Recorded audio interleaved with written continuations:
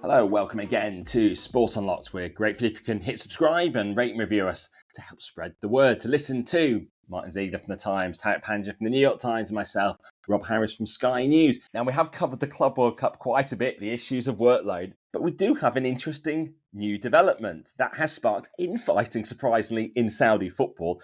And it's all about Al Hilal's participation in the United States. This is a bit of a strange one. Al Hilal, who knocked Manchester City out of the Club World Cup, owned by the Saudi Public Investment Fund, who sponsored the Club World Cup and sort of also helped DAZN had the money to pay the rights for it, have said that they're exhausted and they need time to recover from the tournament and don't want to play in the Saudi Super Cup. So what we're hearing is this from one of the participants. It's not the media complaining. It's not FIFPro complaining.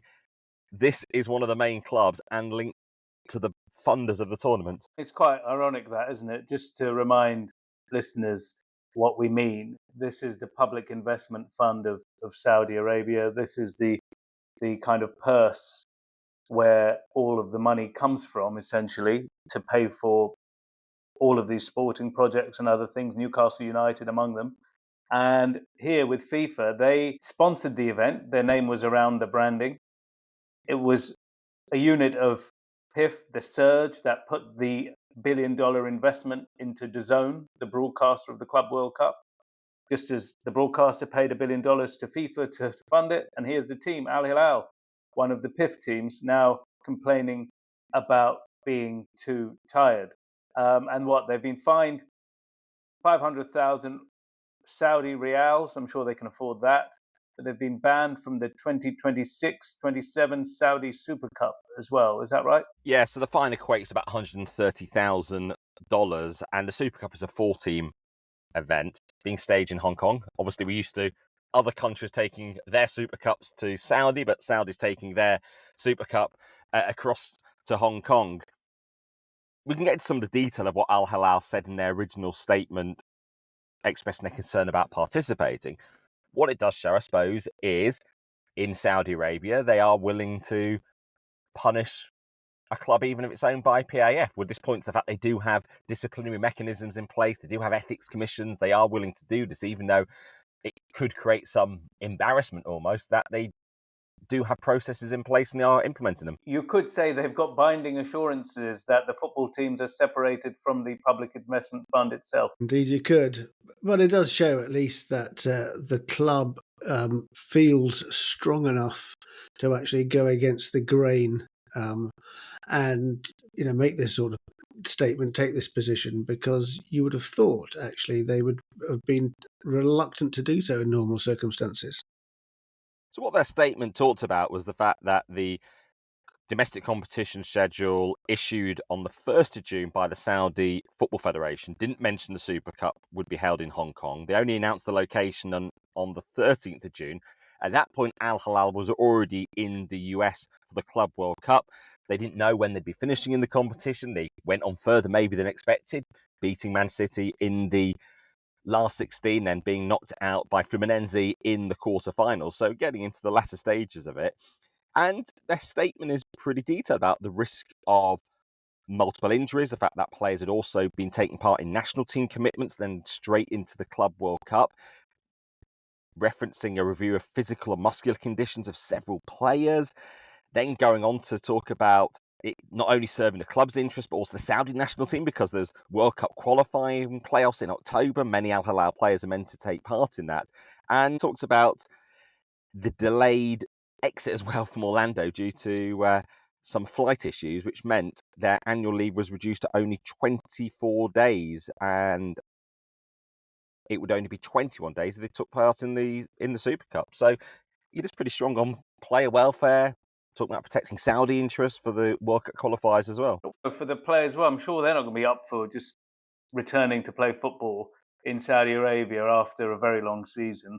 You mentioned the foreign players. Ruben Neves, the central midfielder there, he had just won the Nations League with Portugal over the summer, then went to the Club World Cup. And now, as you said, less than a month of a break, straight into a new season. they probably aren't up for playing either. That can't be good for the team's hopes of performing well at all this season. Yeah, so it does show there is player power even in Saudi Arabia. But the Club World Cup is also having ramifications in other competitions as well around the world. I think there'd been attempts maybe to delay the start of the Premier League for those teams like Chelsea and Manchester City that reached the last stages. No chance of that.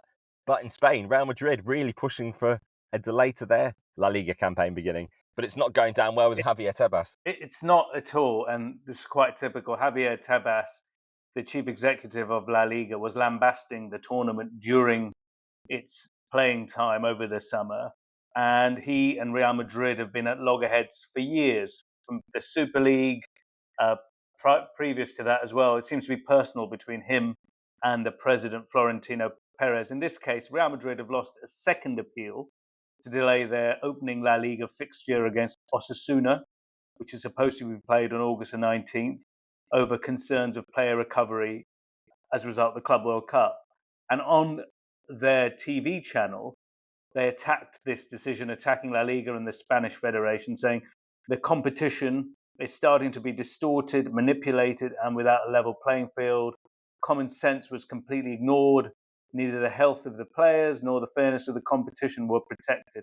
And Javier Tebas, not one to take any criticism lying down, launched into a Twitter tirade at around 5 o'clock in the morning, firing at 5:19 local time, it says, referring to Perez as the supreme being. He said,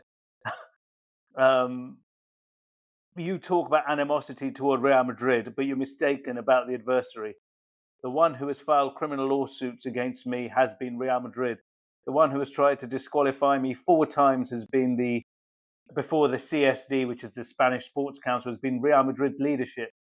By the way, trying to, and he capped all this up, bend the rules, is the one who has filed over 100 complaints against La Liga, has been Real Madrid's leadership. Guys, that's kind of in keeping with the Tebas tone, right? That's classic Javier Tebas, isn't it? And classic Real Madrid as well, having another go to try and go against what La Liga says, but looks like they're going to be come up short on that one. I mean, Manchester City and Chelsea both applied to the Premier League for a similar delay, but that wasn't permitted. And then we had a situation now where I think Chelsea, the winners of the Club World Cup, they've only got 13 days of a pre-season training before they open their season against Crystal Palace, which is pretty short. They're having to do a specialised training. I think I sort of referred to as microdosing in terms of the fitness, and they're doing very short physical training around rather than these sort of lengthy, high intensity fitness things which you might normally see in the pre-season. Does it also, I guess, all of this is predictable? Wouldn't you think? Because this is what we were talking about before. You have to go back a few pods to before the tournament, because the inevitability of the calendar crunch was always there. And if you look at the conditions that the players were performing under after long seasons, whether in South America or Europe, in the intense heat of the US, it's kind of obvious they need this break. But the leagues have been saying, well, we have not added more games. We've not created new tournaments. This has been imposed on us. They have long-standing TV contracts for their league championships. And presumably, this should have been sorted out before the Club World Cup kicked off. They've had enough time to sort this out. They've known this competition was coming for ages, and the draw was made months and months before it. And La Liga knew when the new season was going to start, so did Real Madrid. And there was a high chance of them getting through to the knockout rounds as well. Yeah, but I mean, this has always been the problem, though. This is why FIFA Pro and the European leagues have legal action against FIFA about this competition, because they were anti it from the start. They could see what was going to happen in terms of the demands on players and et cetera, and so that's what it was predictable, but it's FIFA decided to go ahead and do it anyway. And when we say FIFPro, it's actually FIFPro Europe, isn't it? It's only some of the European elements. It's far from a global complaint. Yeah, it's some of the, and also I think the English Professional Footballers Association are involved as well. Quite hyperbolic as well, some of that recent FIFPro language as well, really ratcheting up the ante against FIFA. On Real Madrid, obviously wanting this delay, haven't they benefited, though, over their rivals with this financial advantage gained from the bounty from, well, Satan FIFA, from Saudi Arabia, from the Club World Cup? Yeah, Florentino Perez, what has been one of the biggest proponents of the Club World Cup, he was genuflecting, thanking Gianni Infantino for finally doing what he couldn't do with Super League in a way. And that, again, speaks to almost Real Madrid's, feels like a little bit of disdain towards their domestic competition and what already exists. Florentino Perez was loving the Club World Cup as opposed to decades-old historical competitions like La Liga or the European Cup, Champions League as we know it. Well, we're waiting to find out what will happen to that European Commission complaint from European leagues and parts of FIFPro.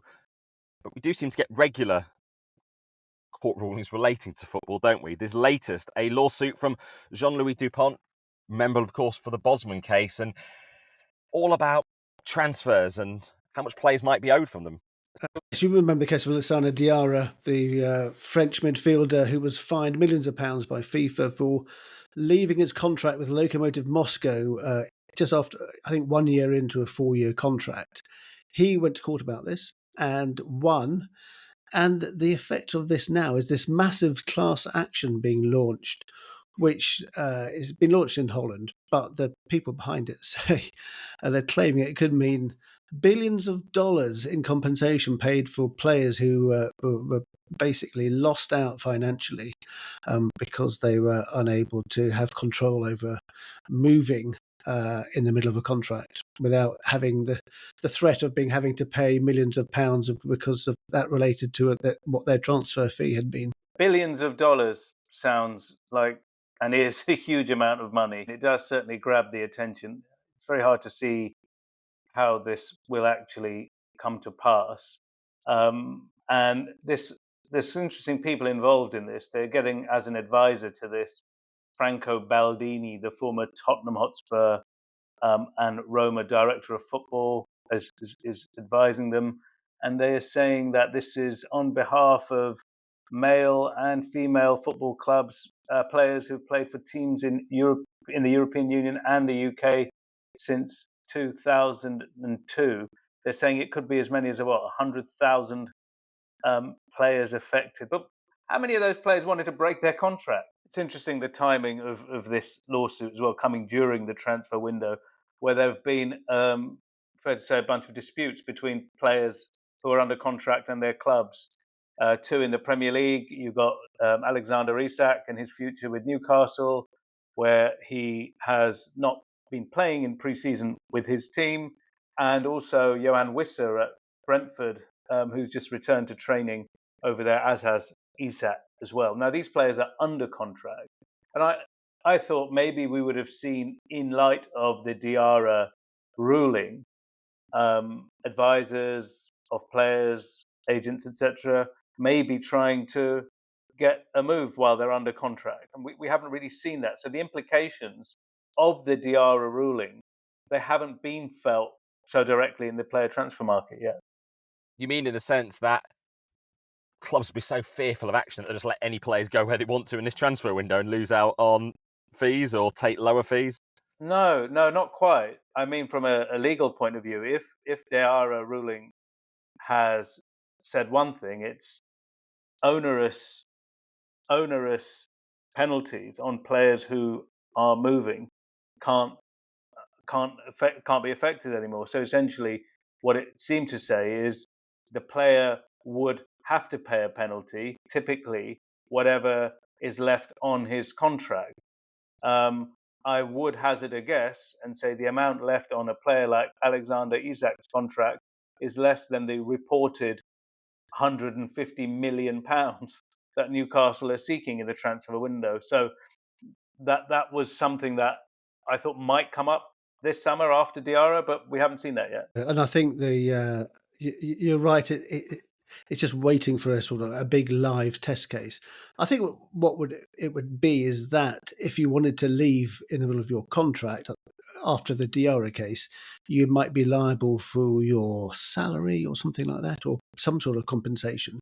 But what you wouldn't be liable to pay is the chunk of the transfer fee that the club initially bought you for. So whatever, if we're using Isaac as an example, if Newcastle had paid, I think whatever it was, 70 odd million for him originally, and he left before the end of his contract, he wouldn't be liable for to pay any of that, but could have to pay compensation for his salary, which obviously the signing club could could cover if they wanted. But at the moment, we haven't seen clubs or players actively take a challenging role legally in this.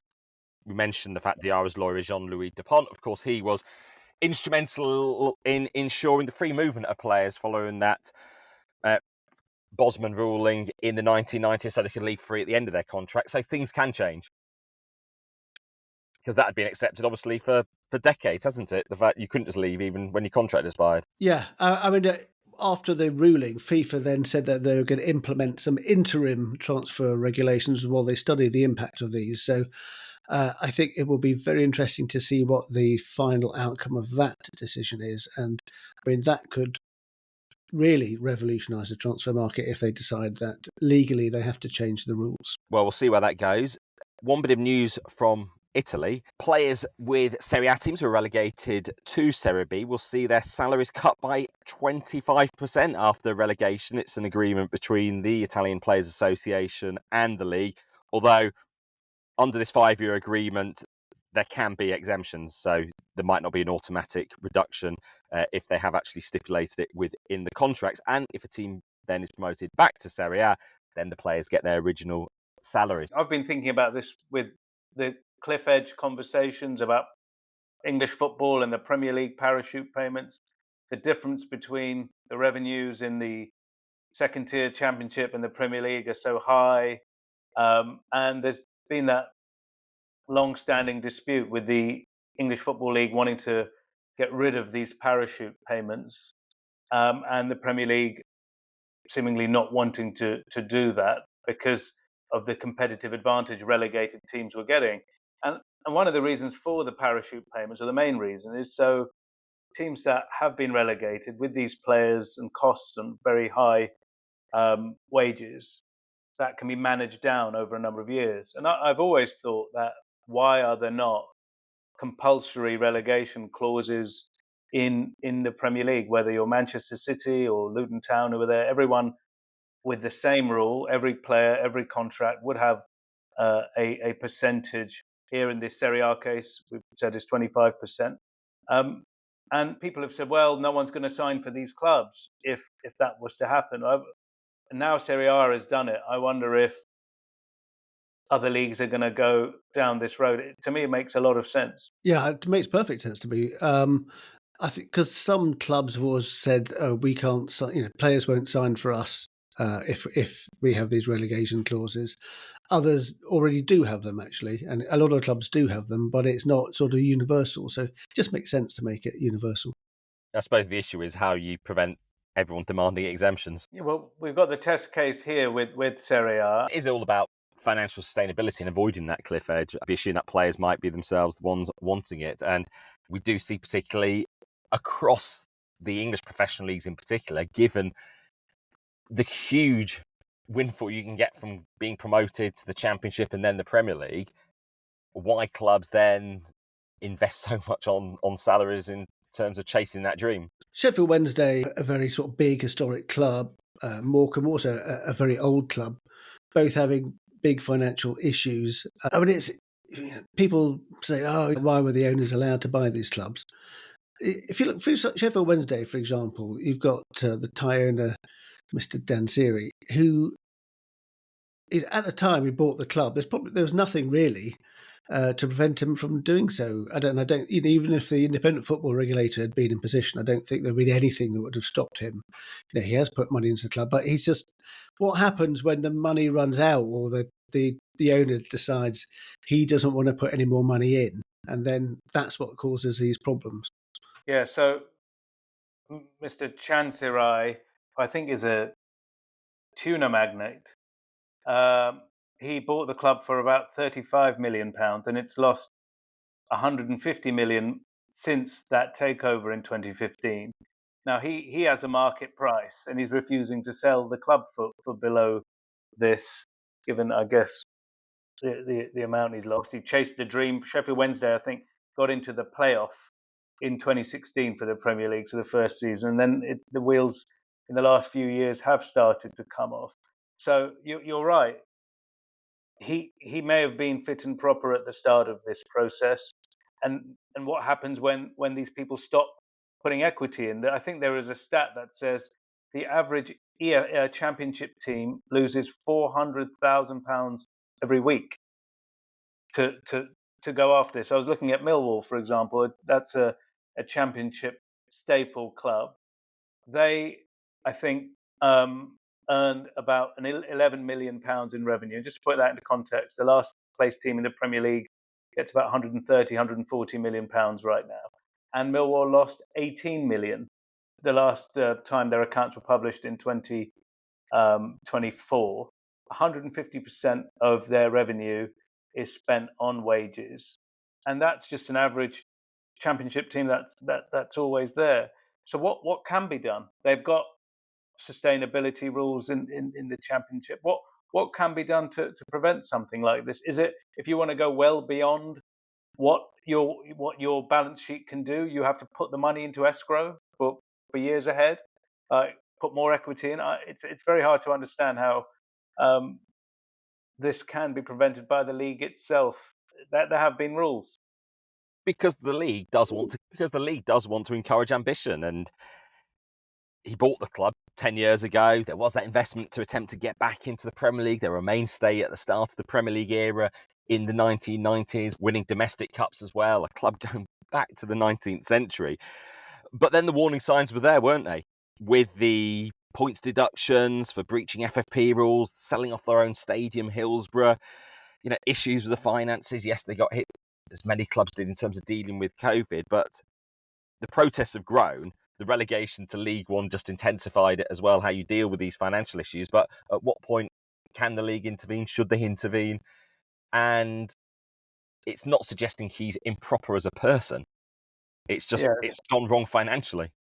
Yeah, but also, I mean, it goes to a bigger question about how do we protect these teams? They are not normal businesses, and for so long in recent times have been treated as no normal businesses, being bought and sold to whoever wants to buy them, like any other company, and they're not. It means a lot to a lot of people, certainly in Sheffield and beyond.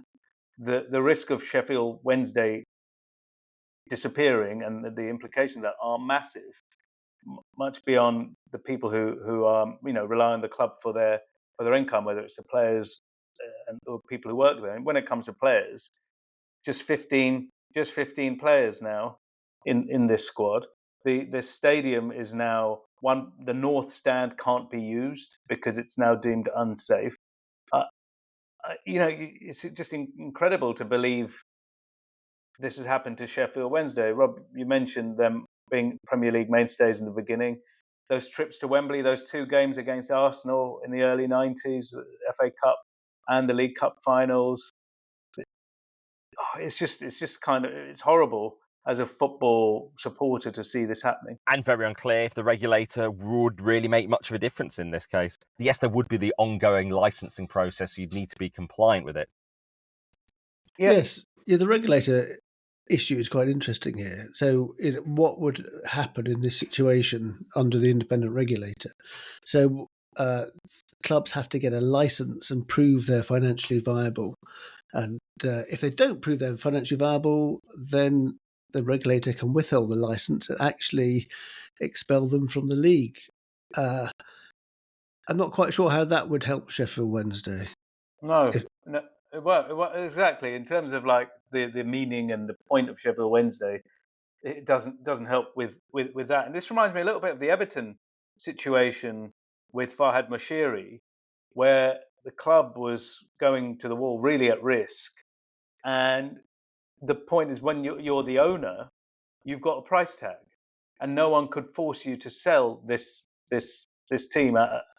Mr. Chancerai here has a number, and if no one is willing to do that, it's amazing that he can't find a way to do a deal that will keep the club going, because clearly he is not able to keep it running at the moment, despite obviously the significant investment. What I remember seeing in one of the Everton contracts that they'd agreed with, I'm sure Everton fans breathing a sigh of relief, with 777 partners, that private equity firm that blew up, was basically, we'll sell you this at this price, and in the future, should the club hit certain revenue targets, you pay us more. Hopefully, Sheffield Wednesday will have new owners soon, and something more creative can be done for Mr. Chancerai to move aside. And what about Morecambe? For those not familiar with the team, based in the Northwest, they are in the National League, so the 5th tier. But last season, they were attracting crowds of over 3,000 up to 4,000, which is pretty strong. There aren't many countries around the world that get that many in the 5th division, but they've had to postpone their opening matches, unlike Sheffield Wednesday, who are able to play on. What's an old saying? How do you make a small fortune by owning a football club? Start off with a big one. And I think it's a warning that people go into buying football clubs thinking that they're going to make make their investment double or triple. Actually, it's very risky, and it's okay if you're one of the Premier League giants and you're never going to get relegated, but if you're not, then anything can happen. With Morecambe have also got a very, very famous supporter, haven't they, in the heavyweight boxer Tyson Fury. And it was interesting to see some of the club's, I guess, desperate fans saying, "You've been awfully quiet, Mr. Fury." I think they're hoping he might come to the rescue. He's banked a lot of money, especially in recent times with those Saudi fights, but he's not spoken about this, and it just shows teams looking, clubs looking for heroes to bail them out of these situations. And I don't know if we'll ever see the back of this type of situation. Yeah, I mean, this is 3 seasons now they've been waiting to try to sell the club, haven't they, to try to clinch a deal for someone to buy him. In that time, Tyson Fury had indicated he might invest in the club. Interestingly, the culture secretary, Lisa Nandy, was asked in one interview, Erling Haaland earns several million pounds a month. He could save them in one go. Of course, as a player, you can't put money straight into a club that in the same system, can you? No, it's one of those rules of football. Speaking of which, it could be a related party transaction, if you like. Harry Kane had to get an exemption, didn't he, to sponsor Leyton Orient, one of his early clubs. Speaking of which, and rules, today, as we're recording, is the day of the big hearing at the Court of Arbitration for Sport involving Crystal Palace and its efforts to get back into the Europa League because of the multi-club ownership situation with its now former majority owner, John Textor. I heard Martyn Ziegler on a rival pod this week saying he's pretty sure Crystal Palace are going to lose this case at CAS. Is that right, Ziegs? It wasn't a rival pod, it was a YouTube show called The Overlap. But and I didn't say that I was pretty sure they were going to lose. I just said it was a big challenge. And I think it is a big challenge because if you take a sort of strict legal sense and look at the rules, then it's challenging for Crystal Palace to prove otherwise. But I mean, I think there are things they can raise. I mean, one of the things I think they can raise is basically because Nottingham Forest and Lyon are basically co-defendants in the case that they're bringing to CAS. My understanding is that they're going to argue actually that the collaborative links already shown between Marinakis, the owner of Forest, and John Textor, the owner of Lyon, are much more of a sort of threat to conflict of interest for those two clubs being in the Europa League than Crystal Palace now, that especially now that they've sold the shares, or John Textor sold the shares that he used to own in those through Eagle Football Holdings. So it's whether CAS takes a sort of strict legal view or whether it takes a more overarching view. What do you think? Well, I follow your appearances in media very closely, so I listened to the rest of the show. And one of the fans, I think there were fans involved, he raised a really interesting point. Nottingham Forest could have faced, or did face at the time, their own multi-club ownership issue with Mr. Marinakis and his other teams.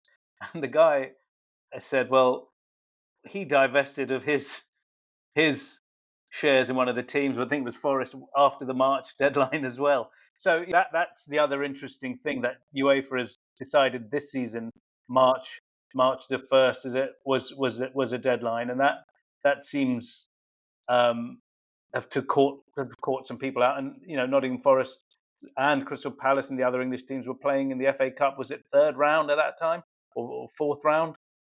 Palace, I think, had a game against Millwall, not in the knowledge that they'll get to win this competition. They'd never won a major trophy in their more than 100-year history. So there was that. What do I think? You know what? I think Palace have a chance. But it might be just a kind of from your heart romantic view that I think, having won the FA Cup, having finally won a trophy, they deserve a run in the Europa League, to be honest. And John Textor, of all the multi-club ownership situations that we've seen with UEFA, whether it's Manchester United, Manchester City, and any of the others, this one seems to be felt like the least problematic. I think the most problematic thing here is John Textor being involved in football. The issues with Lyon, Botafogo, everywhere else. I just think this man has caused so much chaos around the world of football, and it has really hurt Crystal Palace. Yeah, I mean, certainly now there's no conflict of interest at all in them taking part in the competition. It's whether this sort of March the 1st deadline is fair, I guess. I mean, certainly Nottingham Forest had started the process before the March the 1st deadline, because I noticed that there were some companies' house changes amongst their directors. Whether that had been completed properly before March the 1st, I don't know. But I'm sure they said that they would be. They had done so. When do you think we're going to get a verdict? It's got to be in the next week or so. It's got to be quite a fast turnaround for the CAS arbitrators here. Yeah, I think they'll have to do it as a sort of urgent case, because the draw's coming up soon. So they certainly need to do it before that. And this could get really messy, with Palace bringing up Red Bull teams playing against each other in European competitions, clubs in the City Football Group also being in the same competition. And we await now just what the ruling will be. Well, as ever, great to hear your thoughts. sportunlockpod@gmail.com. Follow us on all the social platforms @sportunlocked. You'll find us there. But for now, thank you for listening. Goodbye.